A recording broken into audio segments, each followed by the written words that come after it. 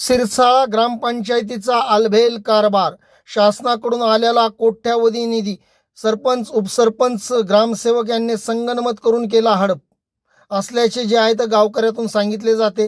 तर सिरसाळा हे जे गाव आहे तर मोठ्या लोकसंख्येचं गाव असून या गावामध्ये शाळकरी मुलांना जे आहे तर शाळेत जाण्याचा रस्ताही जे आहे तर या ग्रामपंचायतीच्या कारभारामुळे जे आहे ते व्यवस्थित झाला नसल्यामुळे आज जे आहे तर पावसात जे आहे तर विद्यार्थ्यांना चिखल तुडवत जे आहे तर शाळेत जावं लागत आहे. यामुळे जे आहे तर शाळेतील खोल्या वगैरे जे आहे तर एकदम चिखलामुळे अस्वच्छ व घाणीचं साम्राज्य जे शाळेच्या परिसरामध्ये पसरत असून याकडे जे आहे तर सिरसाळा ग्रामपंचायतीचे दुर्लक्ष होताना दिसत आहे. सिरसाळा ग्रामपंचायत मध्ये शासनाकडून गाव विकास व गावातील रस्ते दुरुस्तीसाठी व नवीन रस्त्यासाठी आलेला निधी मात्र गिळकूत करून जे आहे तर गावाच्या विकासात खोडा निर्माण करण्याचा कारभार येथील सरपंच उपसरपंच यांनी जे आहे तर स्वतःच्या राजकीय लाभासाठी गावाला विकासापासून वंचित ठेवलं असल्याचे बोलले जात आहे. सध्या परिस्थिती कमीत कमी माझ्यापाशी 250 पटसंख्या आहे, म्हणजे विद्यार्थी आहेत. आणि ह्या 2 गाड्या आहेत, शाळेच्या 3 गाड्या आहेत, एक गाडी तिकडे आहे. आणि लावण्याच्या अभावी, रस्त्याच्या अभावी एवढा चिखल आणि एवढं येण्या जाण्याला अडचण होत आहे. कारण की इथं भरपूर घरं सुद्धा आहेत, कारण की नाली इथं बरोबर नाहीत.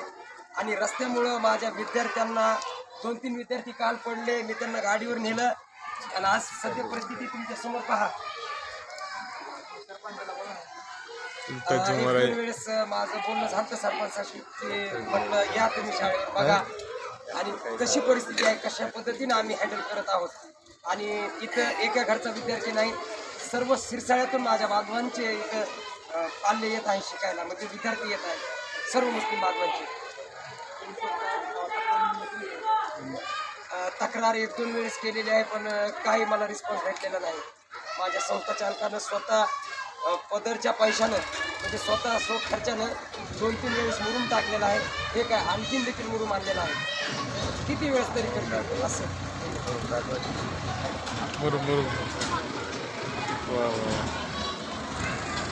ग्रामसेवकला बोललो असतं, पण ग्रामसेवकच्या आताच नियुक्ती झालेली आहे. याच्या आधी कोणते ग्रामसेवक होते आणि काही स्टे आलेले होते, काही मॅटर होते.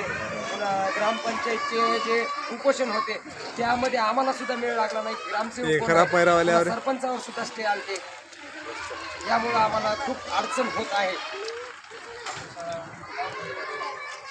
इथं आमची शाळा 2015 ते 16 मधली स्थापना आहे. आम्ही 2018-19 पासून रेग्युलर शाळा चालू आहे.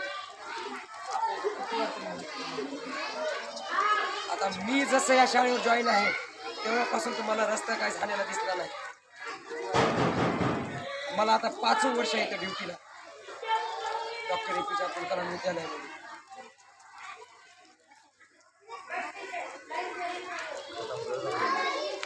बच्चा पहिला देखो नुमान हे ह्यांचा घ्या ना.